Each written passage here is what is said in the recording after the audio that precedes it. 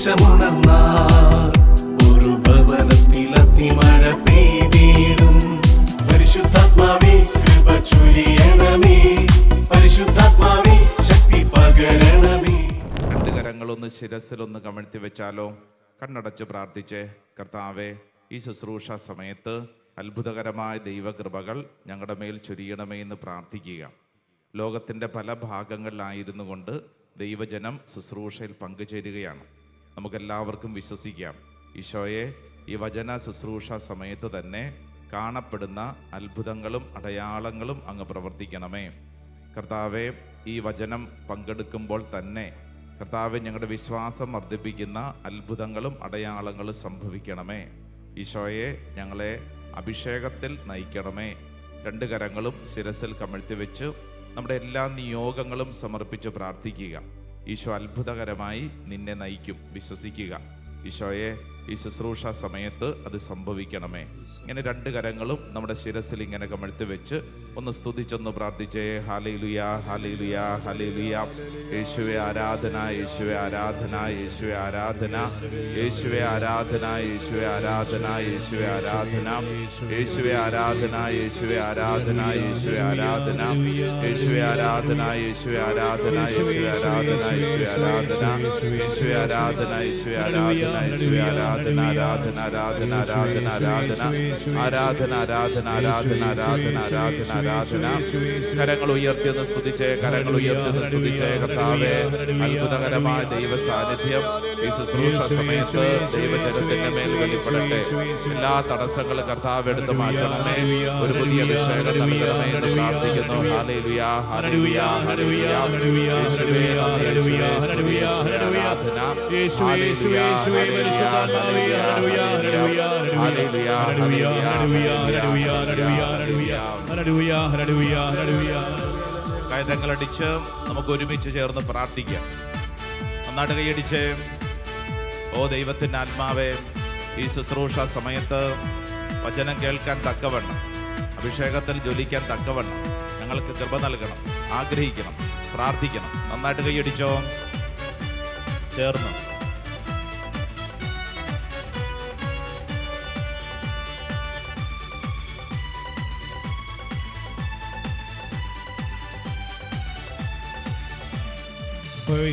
പരിശുദ്ധാത്മാവേ ചേർന്ന് പാടി. നിറങ്ങണമേ, സ്നേഹന്മാരിൽ നിറഞ്ഞതുപോൽ അഭിഷേകം ചെയ്യണമേ. പരിശുദ്ധാത്മാവേ നിറങ്ങണമേ, സ്നേഹന്മാരിൽ നിറഞ്ഞതുപോൽ അഭിഷേകം ചെയ്യണമേ. പരിശുദ്ധാത്മാവേ പറന്നിറങ്ങണമേ, സ്നേഹന്മാരിൽ നിറഞ്ഞതുപോൽ അഭിഷേകം ചെയ്യണമേ. പരിശുദ്ധാത്മാവേ നിറങ്ങണമേ, സ്നേഹന്മാരിൽ നിറഞ്ഞതുപോൽ അഭിഷേകം ചെയ്യണമേ. കരങ്ങൾ ഉയർത്തി കൈയടിച്ചാലോ? നിറയണമേ, നിറയണമേ, ആമേൻ. കവിയണമേ, കവിഞ്ഞൊഴുകണമേ. പഠിക്കേ. നിറയണമേ, കവിയണമേ.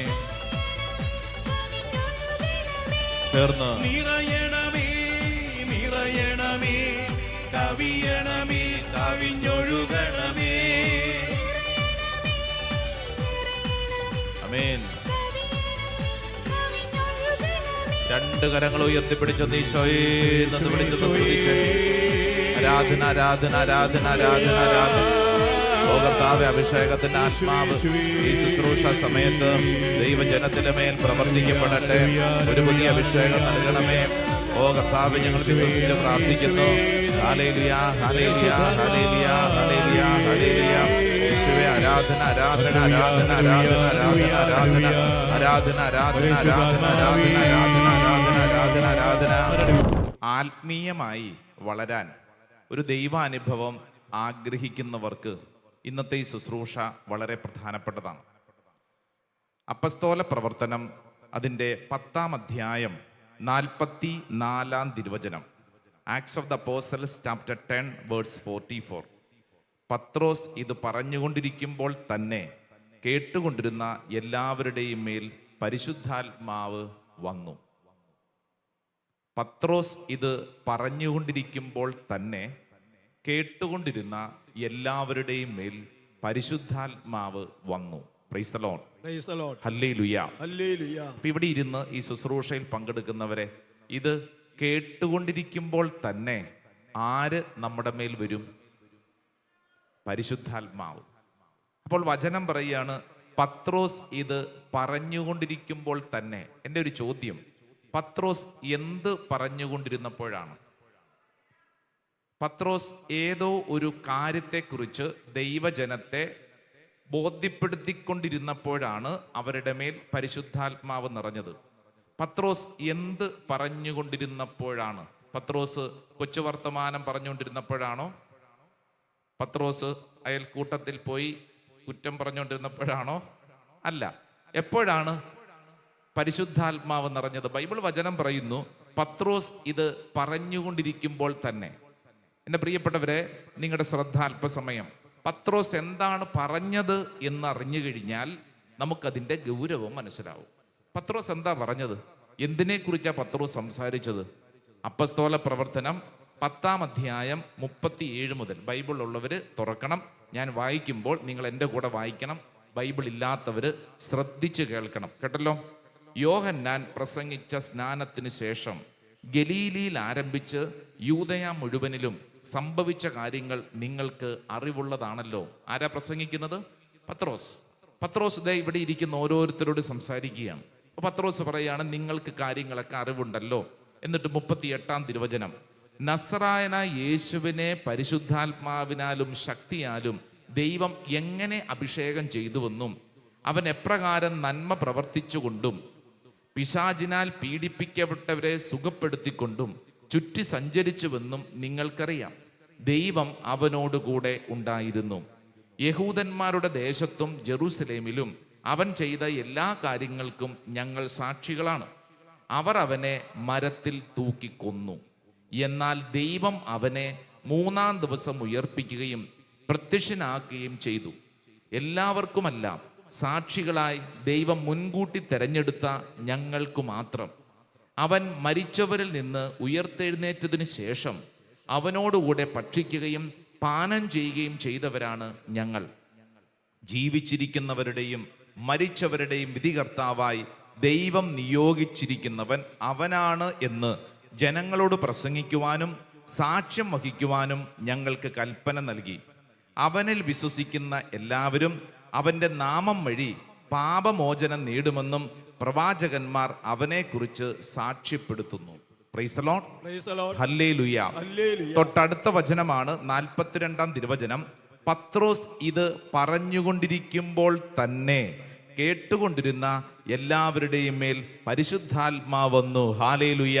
Hallelujah. ഹല്ലേലൂയ. Hallelujah. പത്രോസ് പ്രസംഗിച്ച സുവിശേഷം സ്ഥലം വിൽപ്പനയെ കുറിച്ചല്ല, വീട് പണിയുന്നതിനെ കുറിച്ചല്ല, ജർമ്മനിയിൽ പോകുന്നതിനെ കുറിച്ചല്ല, മറിച്ച് പത്രോസ് പ്രസംഗിച്ചത് ക്രൂശിതനായ യേശുക്രിസ്തുവിനെ കുറിച്ചാണ്. ഹല്ലേലൂയ. Hallelujah. എന്ന് പറഞ്ഞാൽ ശ്രദ്ധിച്ച് പഠിച്ചോളൂ എൻ്റെ പ്രിയപ്പെട്ടവരെ.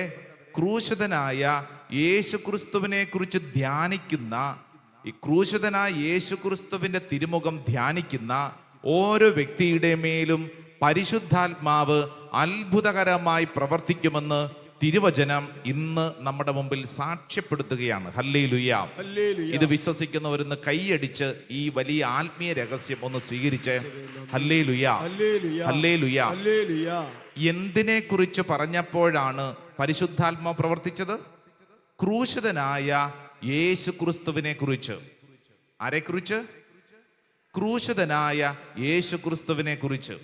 എൻ്റെ പ്രിയപ്പെട്ട ദൈവജനമേ, ആത്മീയമായി വളരാൻ ആഗ്രഹിക്കുന്ന ഓരോ വ്യക്തിയും ധ്യാനിക്കേണ്ട യേശുവിൻ്റെ രൂപം ഏതെന്ന് ചോദിച്ചാൽ വിശുദ്ധ ഗ്രന്ഥത്തിൻ്റെ പത്രോസ്ലീഹ പറയുന്നു, കുരിശിൽ തൂങ്ങപ്പെട്ടവനെ ധ്യാനിച്ചാൽ, യേശുവിൻ്റെ സഹനത്തെക്കുറിച്ച് ധ്യാനിച്ചാൽ നമുക്ക് ആത്മീയമായി വളരാൻ സാധിക്കും. ഹല്ലേലൂയ. ഹല്ലേലൂയ. നമ്മുടെ ഈ വർഷത്തെ 37ാമത് പോട്ട ദേശീയ ബൈബിൾ കൺവെൻഷന് അനേക വൈദികർ ഇവിടെ വന്നിരുന്നു, അനേക ധ്യാന ശുശ്രൂഷകർ ഇവിടെ വന്നിരുന്നു.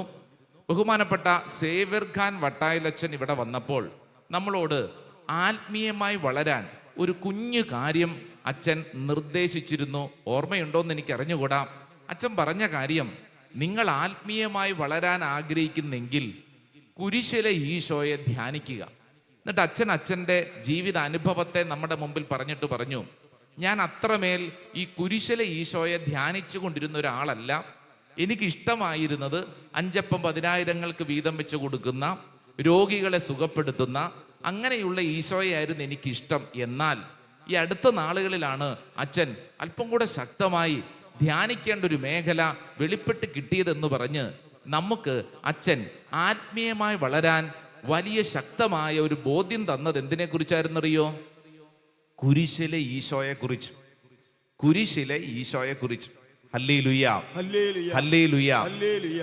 കുരിശിലെ ഈശോയെ ധ്യാനിക്കുക എന്നുള്ളത് അത്ര ഇഷ്ടമുള്ള കാര്യമല്ല.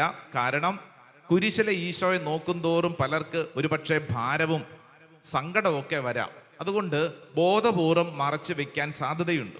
എന്നാൽ ഈ ശുശ്രൂഷയിൽ പങ്കെടുക്കുന്നതിൻ്റെ പ്രിയരെ, നമ്മൾ വിശ്വസിക്കേണ്ട കാര്യം, ആത്മീയമായ വരൾച്ച മാറാൻ കുരിശിലെ ഈശോയെ ധ്യാനിച്ചാൽ മതി. Praise the Lord. Praise the Lord. Hallelujah. Hallelujah. എൻ്റെ പൗരോഹിത്യ ജീവിതത്തിൽ 4-5 വർഷക്കാലം ബോംബെയിലുള്ള താബോർ ധ്യാന മന്ദിരത്തിൽ ശുശ്രൂഷയിൽ പങ്കെടുക്കാനും ആയിരിക്കാൻ അവസരം കിട്ടി. അവിടെ ആയിരുന്നപ്പോൾ എൻ്റെ ഡയറക്ടർ അച്ഛനായിരുന്നത് ബഹുമാനപ്പെട്ട മാർട്ടിൻ കാളാമ്പറമ്പിൽ അച്ഛനാണ്. അച്ഛൻ ഒത്തിരി കൊന്ത ചെല്ലുന്ന ഒരു വൈദികനാണ്. എന്നാൽ അച്ഛൻ്റെ മറ്റൊരു പ്രത്യേകത എന്ന് പറയുന്നത്, അച്ഛൻ എവിടെയെങ്കിലും ഒരു ധ്യാനിപ്പിക്കാൻ ഒരു സ്ഥലത്ത് ചെന്നാൽ, ഒരു ഇടവക ധ്യാനം, ഒരു കൺവെൻഷൻ, അല്ലെങ്കിൽ നമ്മുടെ ഏതെങ്കിലും ഒരു ശുശ്രൂഷയ്ക്ക് ചെന്നാൽ അച്ഛൻ ചെയ്യുന്ന ഒരു കുഞ്ഞു പ്രവൃത്തി എന്തെന്ന് പറഞ്ഞു കഴിഞ്ഞാൽ, അച്ഛൻ ആ സ്ഥലത്ത് ഒരു കുഞ്ഞ് കുരിശിൻ്റെ വഴി ചൊല്ലി പ്രാർത്ഥിക്കും. അപ്പം ഞാൻ പലപ്പോഴും അത്ഭുതത്തോടെ നോക്കിയിരുന്നൊരു കാര്യം, ഇതെന്ത് കുരിശിൻ്റെ വഴി? കുരിശിൻ്റെ വഴി എന്നൊക്കെ പറഞ്ഞു കഴിഞ്ഞാൽ എൻ്റെ മനസ്സിലുള്ളത് ദുഃഖവെള്ളിയാഴ്ച ആഘോഷപൂർവ്വം മണിക്കൂറുകൾ എടുത്ത് ചെല്ലുന്ന കുരിശിൻ്റെ വഴി. അതോടൊപ്പം തന്നെ സെമിനാരി കാലഘട്ടത്തിലും ധ്യാന ശുശ്രൂഷകളിലും ഒക്കെ ചെല്ലുന്ന വലിയ കുരിശിൻ്റെ വഴി. എന്നാൽ അച്ഛൻ്റെ കുരിശിൻ്റെ വഴി ഒരു കുഞ്ഞു കുരിശിൻ്റെ വഴിയാണ്. അതായത് ഈ 14 സ്ഥലങ്ങളെയും ധ്യാനിച്ചുകൊണ്ട് അച്ഛൻ ഒരു കുഞ്ഞു കുരിശിൻ്റെ വഴി ചെല്ലും. ഓരോ സ്റ്റേഷനും മനസ്സിൽ ധ്യാനിച്ച് ഒന്ന് കുമ്പിട്ട് വണങ്ങി എഴുന്നേൽക്കും. അങ്ങനെ 14 സ്റ്റേഷനും. അപ്പം ഞാൻ പലപ്പോഴും അച്ഛനിൽ നിന്ന് മനസ്സിലാക്കിയൊരു കാര്യം, അച്ഛാ, ഇപ്രകാരം ഈ കുഞ്ഞു കുരിശിൻ്റെ വഴി ചൊല്ലി പ്രാർത്ഥിക്കുമ്പോൾ ഒരു ദേശത്ത് ആ മണ്ണിൽ എന്തെങ്കിലും തരത്തിലുള്ള പീഡകൾ ഉണ്ടെങ്കിൽ വിട്ടുപോകുമെന്ന് ആ വന്യ പുരോഹിതൻ പലപ്പോഴും ഓർമ്മപ്പെടുത്തിയത് ഇന്ന് ഇവിടെ ഇരിക്കുന്ന ദൈവജനത്തെ ഓർമ്മപ്പെടുത്തുകയാണ്. എൻ്റെ പ്രിയപ്പെട്ടവരെ, ഇത് അനേക വിശുദ്ധർ നമ്മുടെ മുമ്പിൽ പഠിപ്പിക്കുന്നൊരു കാര്യമാണ്. കുരിശിൻ്റെ വഴി ചൊല്ലി പ്രാർത്ഥിക്കുക, ക്രൂശിതനായ ക്രിസ്തുവിനെ ധ്യാനിക്കുക, ഇങ്ങനെയുള്ള ആത്മീയ ഭക്താഭ്യാസങ്ങൾ നമ്മൾ ചെയ്താൽ നമ്മുടെ ജീവിതത്തിൽ ആത്മീയമായി നമുക്ക് വളരാൻ സാധിക്കും. Hallelujah, hallelujah. ഇതിനെക്കുറിച്ച് പറഞ്ഞുകൊണ്ടിരിക്കുമ്പോൾ സ്വാഭാവികമായിട്ട് നമ്മുടെ മനസ്സിൽ വരുന്നൊരു ചോദ്യം, അല്ലേ, ഇതാരാണ് ഈ കുരിശിൻ്റെ വഴി കണ്ടുപിടിച്ചത്? ഇത് കൊള്ളാമല്ലോ, ഇതാരാണ് ഈ കുരിശിൻ്റെ വഴി കണ്ടുപിടിച്ചത്? പ്രിയപ്പെട്ടവരെ, വിശുദ്ധ നാട് സന്ദർശിച്ചിട്ടുള്ളവർക്കും സന്ദർശിക്കാൻ ആഗ്രഹിക്കുന്നവരൊക്കെ ശ്രദ്ധിക്കണം. അതായത് നമ്മൾ വിശുദ്ധ നാട് ഹോളി ലാൻഡ് ചെല്ലുമ്പോൾ യേശുവിൻ്റെ സഹന വഴികളിലൂടെ ധ്യാനിച്ച് പ്രാർത്ഥിക്കുന്ന ഒരു രീതിയുണ്ട്. അത് വർഷങ്ങളായിട്ട് ആ മണ്ണിലുള്ള ഒരു പ്രാർത്ഥനാ രീതിയാണ്. വർഷങ്ങളായിട്ട്, അതായത് യേശുവിൻ്റെ അനുഗമിക്കാൻ ആഗ്രഹിക്കുന്ന വ്യക്തികൾ വിശുദ്ധ നാട് ഹോളി ലാൻഡ് ജെറൂസലേമിൽ ചെന്നിട്ട് യേശു കടന്നുപോയ ആ സഹന വഴികളിലൂടെ നടന്ന് അവർ ധ്യാനിക്കും. അത് ആ കാലഘട്ടത്തിൽ അവർ ധ്യാനിക്കുമ്പോൾ നമ്മൾ വിചാരിക്കുന്നത് പോലെ 14 സ്റ്റേഷനൊന്നും അല്ല. ചിലപ്പോൾ അത് 30 സ്റ്റേഷനാവും, ചിലപ്പോൾ അത് 20 സ്റ്റേഷനാകും. എന്ന് പറഞ്ഞാൽ യേശുവിൻ്റെ പലതരത്തിലുള്ള സഹനങ്ങളെ ഓരോ മേഖലകളിൽ ധ്യാനിച്ചു കൊണ്ടുള്ള ഒരു ശുശ്രൂഷ. ആ ഒരു ശുശ്രൂഷ കാലക്രമേണ അത് വളർന്നു കഴിഞ്ഞു. പിന്നീട് കത്തോലിക്ക തിരുസഭ ഫ്രാൻസിസ്കൻ അച്ഛന്മാരെ, അതായത് saint Francis of Assisi, Franciscan അച്ഛന്മാരെയാണ് ഈ ഹോളി ലാൻഡിൻ്റെ ശുശ്രൂഷയ്ക്ക് വേണ്ടി ഏൽപ്പിച്ചത്.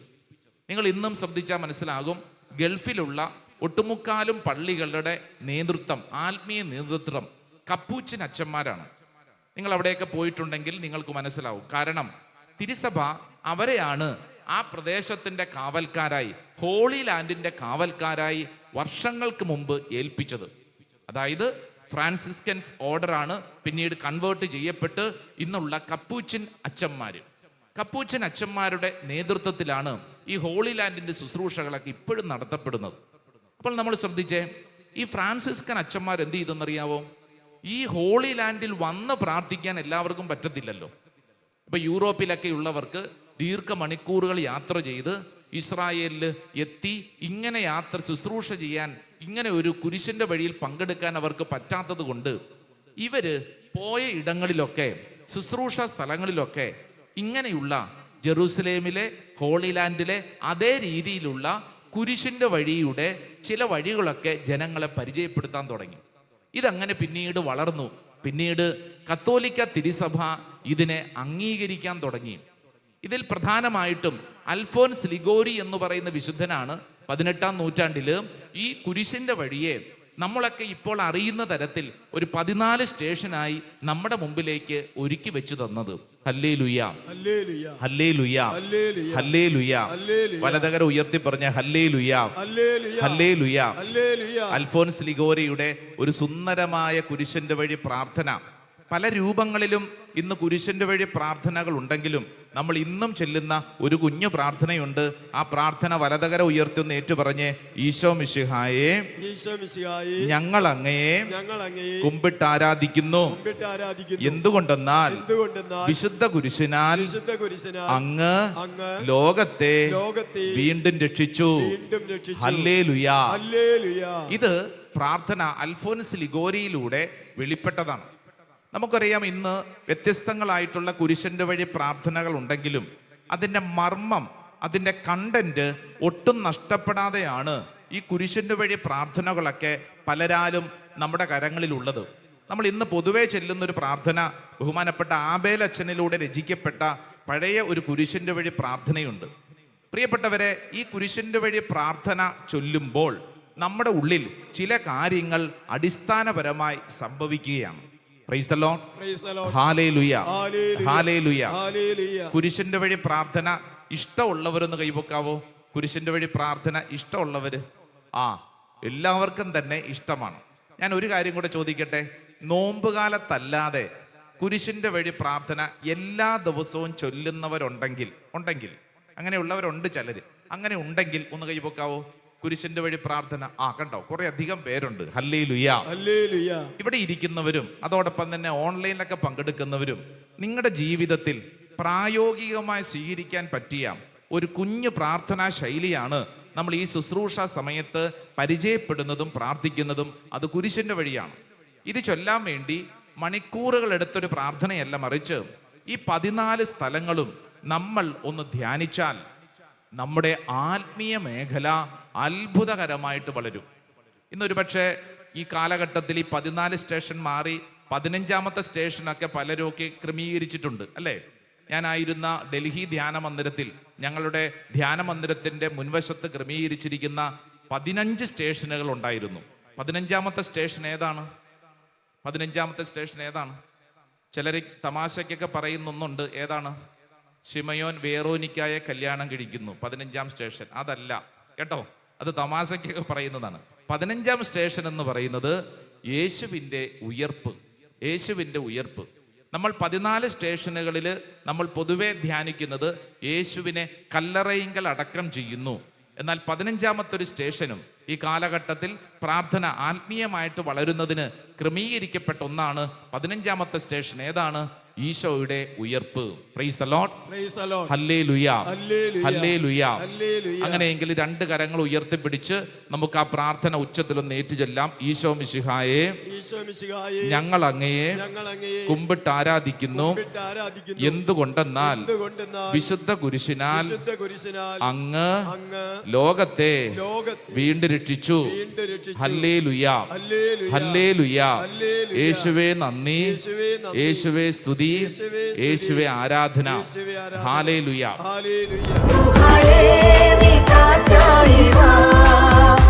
റുഹായേ പിതാവായി വാ, റുഹായേ വെൺപ്രാവായി വാ, റുഹായെന്നിൽ